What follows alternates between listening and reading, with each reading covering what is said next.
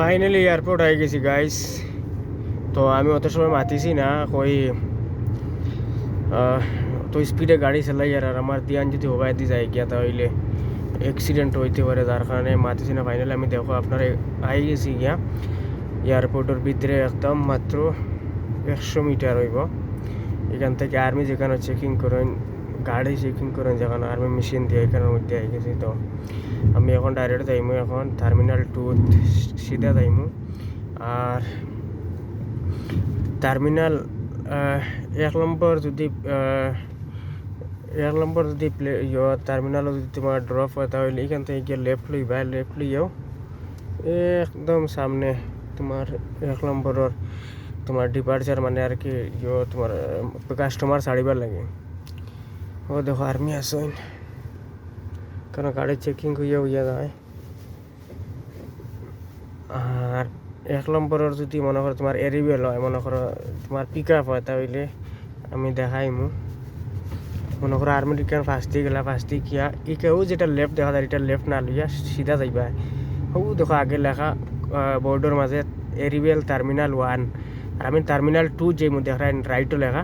আর তোর আগে দিয়ে যাইমু, ওইখানের মধ্যে হইলো এয়ারপোর্ট ভিতরে। আর আমি এখন যাইয়ার টার্মিনাল 1 এখানে, আর এখন আমি যাইয়ার টার্মিনাল 2।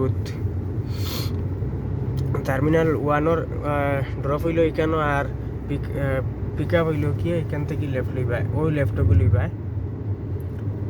ও যেটা লেফট আগে, আর এই লেফটটা লইবা। এইখান থেকে প্রথম লেফটটা লইবা, লিও মনে করো 1-ওর টার্মিনাল 1-ওর আর টার্মিনাল 2-র হইলো গিয়া ড্রপ। আমি দেখাইমু, কনফিউজ হইন কিছু মানুষ। টার্মিনাল 1-ওর ডিপার্চার হইলে কি এখান থেকে লেফট লইবা। টার্মিনাল এরিবে লইল গিয়া এখানে আগে আমি যাইয়ার দেখো,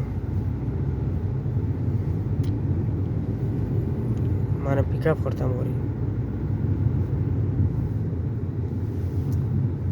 এখান থেকে রাইট লইমু আইছি টার্মিনাল 2-ওর পিক আপ। ওই দেখো আগে টার্মিনাল 1-ওর ডিপার্চার, মানে এখানে হয় কাস্টমার ছাড়িতায় খালি। আর আমি এখন টার্মিনাল 2-ওর পিক আপ পয়েন্টও যাইয়ার, ওই দেখো লেখা পিক আপ পয়েন্ট।